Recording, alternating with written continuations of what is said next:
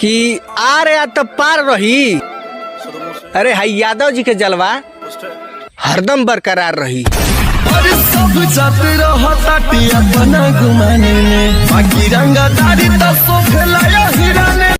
जिंदगी जिये शान से और काफिला लोगवा नाम से, कि जिंदगी जिये शान से और काफिला लोगवा नाम से, और ये भी देखा लो लोहरान जी से रंगदारी ठोका जाला जान काला पकेस न होला होवे लोहरान जी के टोला ठोकाला पकेस न होला।